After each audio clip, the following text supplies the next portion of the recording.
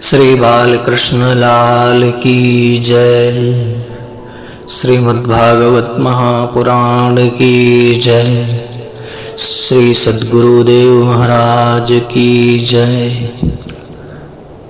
परम मंगलमय परात्पर अखिलेश्वर अखिल ब्रह्मांड नायक भगवान श्री बालकृष्ण लाल की बांगमयी प्रतिमूर्ति श्रीमद् भागवत महापुराण। जय जय जय राधा रमण, जय जय नवल किशोर, जय गोपी चित चोर प्रभु, जय जय माखन चोर। श्रोतागण, इससे पहले के भाग में यानी श्रीमद् भागवत कथा के प्रथम भाग में हमने श्रीमद् भागवत कथा के महात्म का वर्णन सुना और इसके साथ ही साथ सप्ताह श्रवण की विधियों का भी हमने श्रवण किया। आज के इस भाग से श्रीमद् भागवत महापुराण के कथा का प्रारंभ होगा। तो आइए कथा की तरफ चलें। एक विचित्र बात मैं आपको बताऊं, किसी भी सदग्रंथ की शुरुआत जो है वह मंगलाचरण से होती है। कोई भी ग्रंथ हम उठाएंगे पढ़ने के लिए तो आपको प्रथम श्लोक में किसी देव विशेष की वंदना जरूर मिलेगी। परंतु मैं आपको बताऊं, श्रीमद् भागवत कथा की शुरुआत में महर्षि वेदव्यास जी ने किसी देव विशेष की वंदना की ही नहीं। आप अन्य किसी ग्रंथ की बात करें, जैसे हम श्री रामचरितमानस की बात करें, आप में से जिस किसी ने भी श्री रामचरितमानस को पढ़ा हो या फिर कभी किसी कथा में सुना हो तो आपने देखा होगा कि गोस्वामी तुलसीदास जी ने रामचरितमानस में जो स्तुति प्रसंग है वो बहुत विचित्र स्वरूप में गाया है। भवानी शंकरौ वंदे श्रद्धा विश्वास रूपिणम से लेकर के, यानी शंकर जी माता पार्वती जी की वंदना से लेकर के गुरुदेव जी की वंदना की है, फिर अयोध्या जी की वंदना की, अयोध्या के गली मोहल्लों की वंदना है, सरयू मैया की वंदना मिलेगी आपको, महाराज दशरथ की वंदना भी मिलेगी, फिर माता जो भगवान की तीनों माताएं हैं उनकी आपको वंदना मिलेगी, भगवान के चारों भाई यानी चारों भाइयों की आपको वंदना मिलेगी, फिर चारों वधुओं की आपको वंदना मिलेगी वहाँ पे। यही नहीं, वहाँ पे उन्होंने चोर, डाकू, निंदा करने वाले, निंदा सुनने वाले, इस तरह से हर जीव की वंदना गोस्वामी तुलसीदास जी ने वहाँ पर की है, यानी रामचरितमानस में की है। श्रीमद् भागवत के प्रारंभ में मंगलाचरण का जो प्रथम श्लोक है उसमें किसी देव विशेष की वंदना नहीं है। न राम की वंदना है, न कृष्ण की, न जगदम्बा की, न गणपति की, न ही शंकर की वंदना है। किसी देव विशेष का नाम लेकर के श्लोक में वंदना नहीं की गई है। वंदना है किसकी? आइए सुनते हैं। जन्माद्यस्य यतो अन्वयादितरश्चार्थेष्वभिज्ञस्वराट् तेने ब्रह्महृदाय आदिकवये मुह्यन्ति यत्सूरयः तेजो वारिमृदां यथा विनिमयो यत्र त्रिसर्गो मृषा ध्रुवं सदा निरस्तकुहकं सत्यं परं धीमहि। इस श्लोक में व्यास जी ने सत्य को प्रणाम किया है। सत्यम परम धीमहि। व्यास जी ने उस सत्य की वंदना की है जिससे पूरे विश्व का जन्म होता है, पालन होता है और उसका लय हो जाता है। किससे होता है? इसका नाम नहीं लिया है। जय श्री कृष्ण।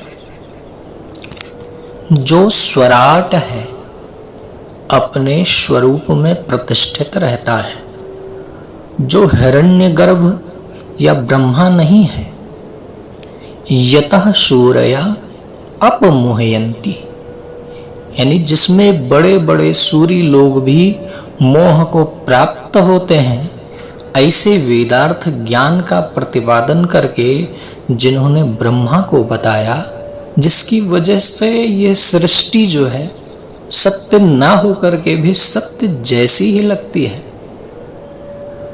माया और उसके कार्यों से जो सर्वथा भिन्न है, अलग है, परे है, जो त्रिगुणातीत है, उस परम सत्य को हम प्रणाम करते हैं, हम सब उनका ध्यान करते हैं। अब प्रश्न आता है कि इतना बड़ा सदग्रंथ और किसी देव विशेष की स्तुति नहीं। तो व्यास जी ने बड़ा सुंदर भाव दिया कि मैंने सत्य की वंदना करके यह बताने का प्रयत्न किया है कि सत्य ही नारायण है और नारायण ही सत्य है। ध्यान दीजिएगा, सत्य ही शिव है, सत्य ही शक्ति है और सत्य ही राम है, सत्य ही धर्म है। सत्य की वंदना करके मैं ये बताना चाहता हूँ कि मैंने किसी की वंदना छोड़ी नहीं है, क्योंकि सत्य में ही सब समाहित है। धर्म न दूसर सत्य समाना, आगम निगम पुराण बखाना। इसलिए सत्य को प्रणाम करना ही सबको प्रणाम करना है। इसलिए सत्य को नमन किया, सबकी वंदना हो गई। फिर प्रश्न आता है कि सत्य अगर धर्म है तो परम धर्म क्या है? तो वेद व्यास जी ने अगले श्लोक में परम धर्म की व्याख्या की है। धर्म प्रोज्जित कैतवो अत्र परमो निर्मत्सराणां सतां, वैद्यं वास्तवमत्र वस्तु शिवदं तापत्रयोन्मूलनम्।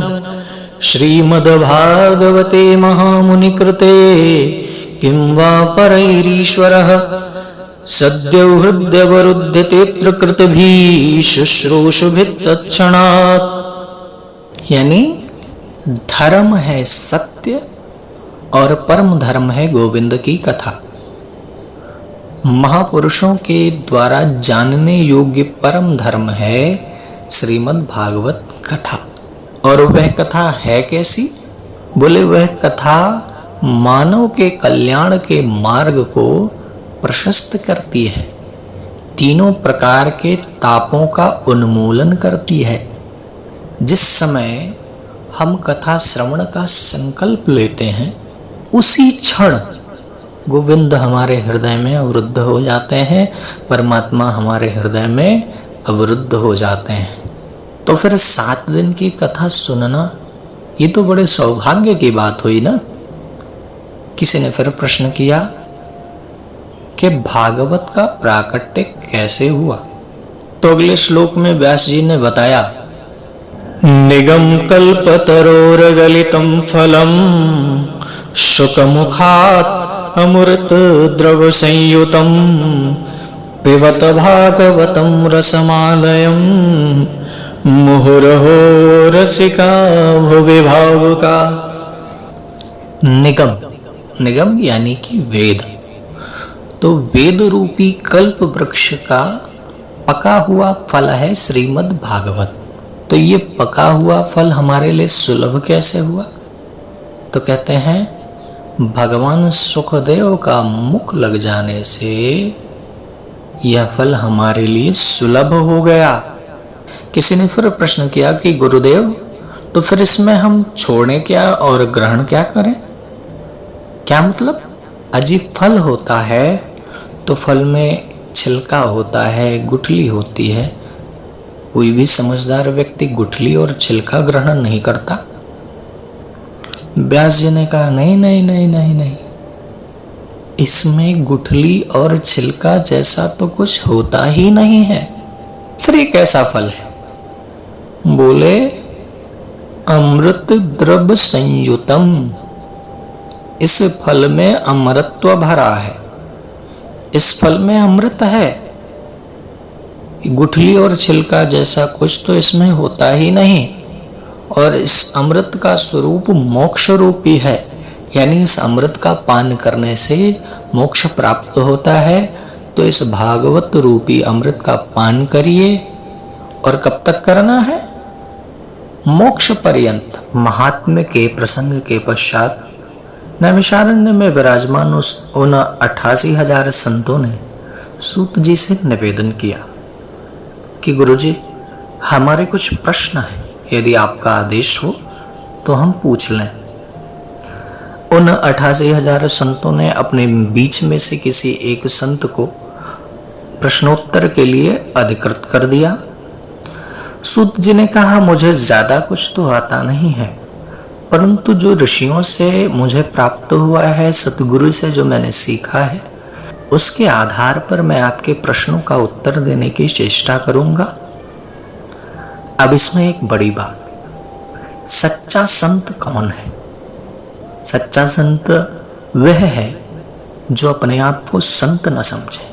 ज्ञानी वही महान होता है जो अपने आप को ज्ञानी नहीं मानता। तो उन ऋषियों ने सूत जी से निवेदन किया कि सूत जी, हमारे 6 प्रश्न हैं जो हम आपसे पूछना चाहते हैं। उन 6 प्रश्नों में पहला प्रश्न ये है कि कलियुगी जीवों के परम कल्याण का सहज साधन क्या है?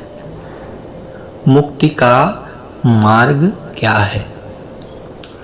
दूसरा प्रश्न हमारा यह है कि पूजा किसकी करें? कौन एक है जिसकी पूजा में सबकी पूजा सम्मिलित है? तीसरा प्रश्न हमारा यह है कि वेद में भगवान को कहा गया है अजन्मा। अगर वह अजन्मा है तो जन्म कैसे लिया? और यदि उन्होंने गर्भ में आकर जन्म लिया तो फिर अजन्मा कैसे हुए? कृपया इसे समझाइए। और हमारा चौथा प्रश्न यह है, यदि आप कहें कि भगवान का जन्म नहीं होता, अवतार होता है, तो फिर उनके अवतार कितने हैं? प्रामाणिक दृष्टि से भगवान के कितने अवतार हैं? क्योंकि कहते हैं हरि अनंत, हरि कथा अनंता। कुछ लोग कहते हैं भगवान के 10 अवतार हैं, कुछ कहते हैं 24 अवतार हैं। तो प्रामाणिक दृष्टि से भगवान के कितने अवतार हैं? और 5वां जो निवेदन हमारा है कि इन सब के उत्तर में शास्त्रों का सार ही कहिएगा, क्योंकि आने वाला जो समय है वह कलयुग होगा और कलयुग के लोगों की धारणाएं बड़ी विचित्र होंगी, उनके पास समय का अभाव होगा। और 6वां प्रश्न हमारा है, भगवान श्री कृष्ण कहते हैं धर्म संस्थापनार्थाय संभवामि युगे युगे। अगर धर्म की स्थापना के लिए भगवान का अवतार होता है तो भगवान श्री कृष्ण के अंतर ध्यान होने के पश्चात धर्म किसकी शरण में गया? ये 6 प्रश्न उन्होंने किए और ये 6 प्रश्न लोकोपकार के प्रश्न थे, संसार के कल्याण के प्रश्न थे। ऋषियों का अपना कोई निहित स्वार्थ नहीं था। सज्जनों, इन 6 प्रश्नों के उत्तर में 7 दिन की श्रीमद् भागवत की कथा होती है। वैसे तो भागवत जी में अनेकानेक संवाद और अनेक प्रश्न आएंगे, परंतु वस्तुतः जो मूल प्रश्न है वो 6 यही प्रश्न है। इन 6 मूल प्रश्नों के अंतर्गत ही बाकी सारे प्रश्न आएंगे और उन सब के उत्तर में 7 दिन की कथा होगी। ऋषियों के इन 6 प्रश्नों को सुनकर सूत जी बहुत प्रसन्न हुए। उन्होंने भागवत के पूज्य आचार्य, अपने गुरु भारी महर्षि वेदव्यास के पुत्र भगवान सुखदेव की वंदना की। महर्षि वेदव्यास, माता सरस्वती, भगवान गणेश और प्रभु नर नारायण को प्रणाम करके ऋषि सूत जी ने उन 6 प्रश्नों के उत्तर कहना आरंभ किया। सूत जी बोले, मनुष्य के लिए परम धर्म सिर्फ एक है और वह है अधोक्षज श्री कृष्ण के चरणों में रति का होना, प्रीति का होना। परंतु ध्यान रहे, ये रति निष्काम होनी चाहिए, उस भक्ति का कोई हेतु नहीं होना चाहिए। वह भक्ति अहेतुकी होनी चाहिए। प्रभु के चरणों में विशुद्ध प्रेम होना चाहिए, इसलिए नहीं कि हमें ऐसा करने से कुछ प्राप्त होगा, बल्कि इसलिए कि ऐसा करना हमारा धर्म है। और एक बात, भक्ति के बदले परमात्मा से कुछ मांगना भी नहीं चाहिए, क्योंकि एक नजरिए से अगर हम देखें तो भगवान से कुछ मांगकर क्या हम यह दिखाने का प्रयत्न नहीं करते कि जैसे उनको कुछ पता ही नहीं कि हमको क्या चाहिए? ऐसी कौन सी वस्तु है जो हमें चाहिए और उस परमात्मा को न पता हो? इसलिए भक्ति के बदले उनसे कुछ मांगना सर्वथा वर्जित है। क्यों? आप एक बात देखिए, जैसे इंसान की बुद्धि का कोई बहुत बृहद स्तर तो है नहीं। मनुष्य क्या मांग सकता है? हम क्या मांग सकते हैं? सांसारिक विषय वस्तु के अतिरिक्त हम कुछ भी नहीं मांग सकते। जैसे कल्पना कीजिए, हम अगर व्यापार के क्षेत्र में हैं तो बहुत सा धन मांग लेंगे, राजनीतिक क्षेत्र में है तो किसी राष्ट्र का अध्यक्ष होना, या संपूर्ण विश्व का, सारे विश्व का स्वामी होना मांग सकते हैं। इसके अतिरिक्त संसार का सबसे धनी आदमी होना मांग सकते हैं, परंतु इससे ऊपर क्या है वह हमारी सोच में है ही नहीं। इसलिए इससे अधिक हम कुछ ईश्वर से मांग ही नहीं सकते, क्योंकि हमारे मांगने का जो स्तर है वो बहुत निम्न है, बहुत छोटा है। परंतु देने वाला कौन है, ये गौर करने वाली बात है। देने वाला कौन है? अखिल ब्रह्मांड नायक। उसके लिए इन चीजों का क्या स्तर है? इसलिए परमात्मा से नहीं मांगोगे तो लाभ में रहोगे, क्योंकि उनके देने का स्तर बहुत बड़ा है, और जब वह दे देंगे तो फिर मांगने की आपको जरूरत नहीं रह जाएगी। एक और बात, मांगने की जरूरत कहां पड़ती है? जहां सामने वाले को यह न ज्ञात हो, यह पता न हो कि हमको क्या चाहिए, तब हम उससे मांगेंगे कि भैया ये चीज हमें दे दो, ये वस्तु हमको चाहिए। परंतु परमात्मा तो अंतर्यामी है, घट घटवासी है, तो फिर उनसे कुछ मांगकर उनको छोटा बनाने का प्रयास हम क्यों करें? ये करना, यह तो अपने आप में खुद से छल करने जैसा है। उस कण कण में व्याप्त अंतर्यामी परमात्मा को तो सब पता है। क्यों? क्योंकि वह सबके अंदर बैठा है। धोखे में मत रहना, नहीं मांगोगे तो फायदे में रहोगे। किसी संत का बड़ा सुंदर भाव है कि मैं अगर मांगू तुझे, पर तुम न देना कुछ मुझे, वरना आशिक नहीं मजदूर हो जाऊंगा मैं। हे भगवान, अगर मैं आपसे कुछ मांगने की गलती कर भी दूं तो आप देने की भूल मत करना, वरना आशिक से मैं मजदूर हो जाऊंगा।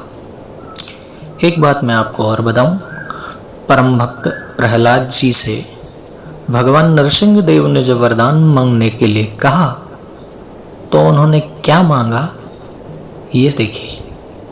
उन्होंने कहा, देना हो तो इकलौता वर यही दे दीजिए कि आपके चरणों की भक्ति के अतिरिक्त कोई दूसरा वर मांगने की इच्छा जीवन में कभी आए ही नहीं। भगवान से क्या मांगना जी, उनको तो सब पता है। रहीम जी क्या कहते हैं कि रहीमन वो नर मर चुके, जो कहूँ मांगन जाए, पर उनसे पहले वे मरे, जिन मुख सो निकसत नाय। क्या मांगना, क्यों मांगना? अच्छा, यदि मांगना मना है तो फिर ये शब्द क्यों बना? मांगना शब्द बना ही क्यों? तो जवाब आया कि मांगना, यह शब्द तो मांगने के लिए ही बना है, परंतु आप तो मना करते हैं कि ईश्वर से कुछ मांगना नहीं। अरे भैया, भगवान से वैभव नहीं मांगना, सांसारिक वस्तु नहीं मांगनी, भगवान से भगवान को मांगे।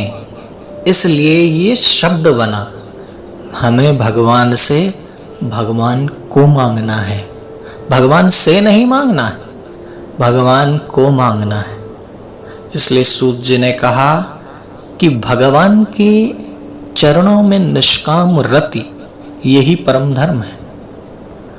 सूत जी ने कहा परमात्मा हम सबके पति हैं, क्योंकि कहते हैं पाति लोकम इति पति, यानी जो पालन करे वो पति होता है। तो सूत जी का निवेदन था कि परमात्मा है पति और भक्ति है पत्नी।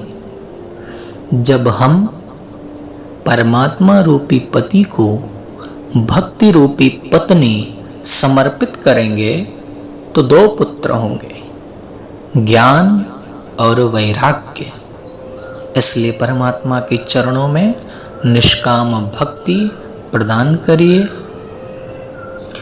सूत जी बोले, आपका दूसरा प्रश्न था किसको पूजें और किसको छोड़ें। अब देखिए, इसके उत्तर में सिर्फ और सिर्फ इतना निवेदन करूंगा ऋषियों कि निष्ठा सिर्फ एक में रखिए और निंदा किसी की नहीं करनी, क्योंकि राम कृष्ण दऊ एक हैं, अंतर नहीं निमेष, इनके नयन गंभीर हैं, उनके चपल विशेष। अनन्य भक्ति का मतलब किसी एक की निष्ठा से है, किसी की निंदा से नहीं। निंदा किसी की नहीं।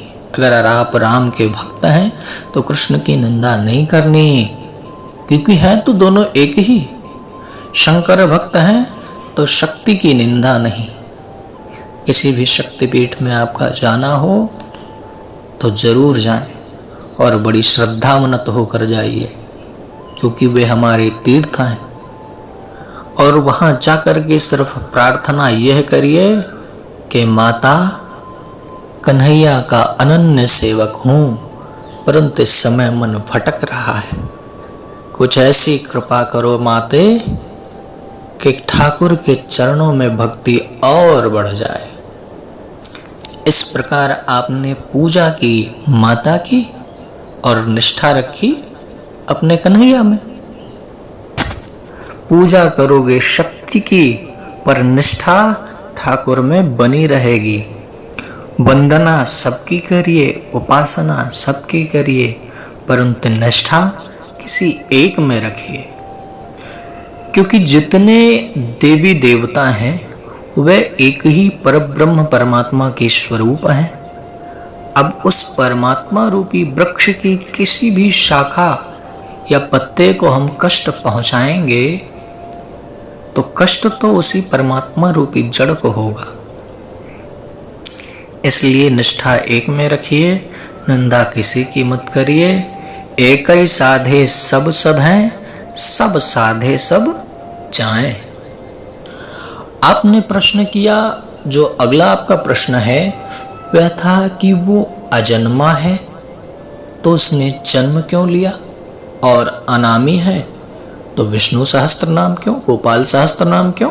इसके उत्तर में मेरा निवेदन है ऋषियों कि वह ईश्वर है, इसलिए वह 1000 जन्म लेकर भी अजन्मा है, और अजन्मा होने के बाद भी वो हजारों जन्म ले सकता है, क्योंकि उसकी स्वच्छंद गति है। स्वच्छंद गतिरीश्वर, ईश्वर वो है जो कुछ नहीं करने के बाद भी सब कुछ करे और सब कुछ करने के बाद भी कुछ न करे, वही तो ईश्वर है। वो तो निर्गुण होने पर भी सगुण है और सगुण होने पर भी निर्गुण रूप में प्रतिष्ठित है। बांध लेते भक्त मुझको प्रेम की जंजीर में, इसलिए इस भूमि पर होता मेरा अवतार है।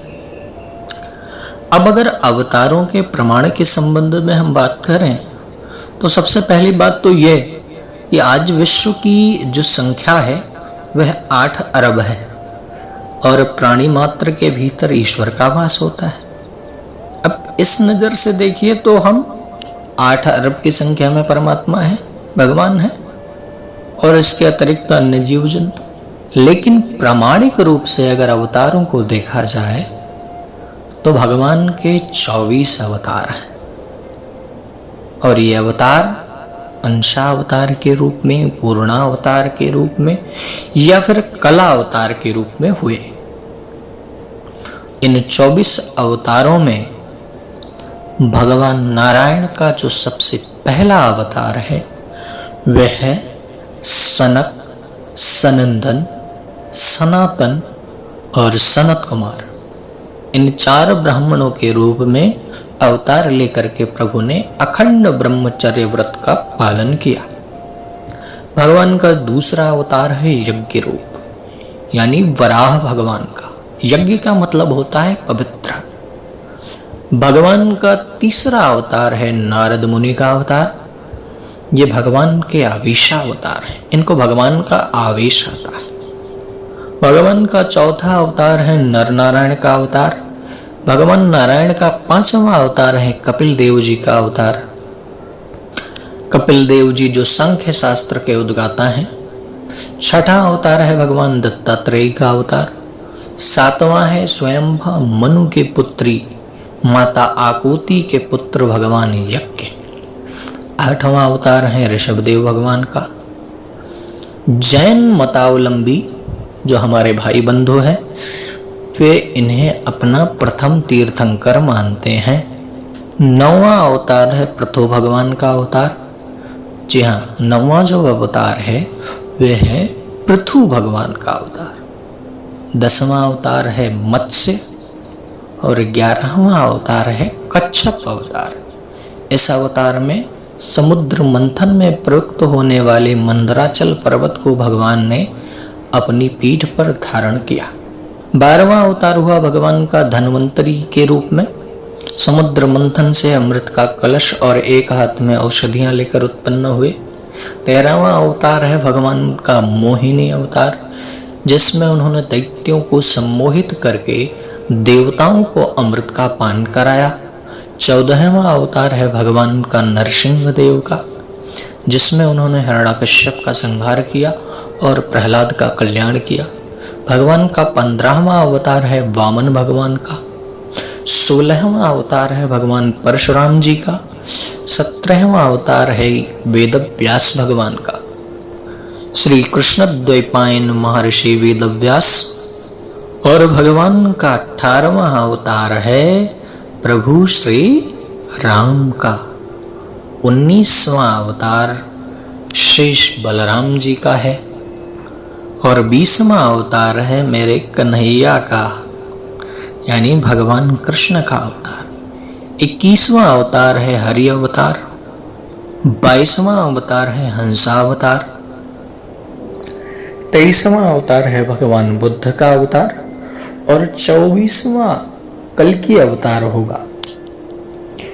इन सब अवतारों में श्री रामावतार और श्री कृष्णावतार ये सर्वश्रेष्ठ अवतार हैं। इन्हें हम पूर्णावतार के रूप में भी जानते हैं क्योंकि ये संपूर्ण कलाओं से युक्त है।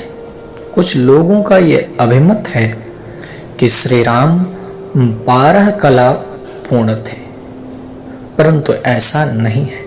श्री रामचंद्र भी 16 कला पूर्ण थे, परंतु वे मर्यादा पुरुषोत्तम अवतार में थे, इसलिए उन्होंने अपनी 4 कलाओं का प्रदर्शन नहीं किया है। अगर ऐसा न होता तो उनका नाम श्री राम चंद्र कभी न होता, क्योंकि चंद्रमा 16 कलाओं से पूर्ण होता है। फर्क सिर्फ इतना है कि वे मर्यादा पुरुषोत्तम थे और ये लीला पुरुषोत्तम है। प्रेम से कहिए जय श्री कृष्ण।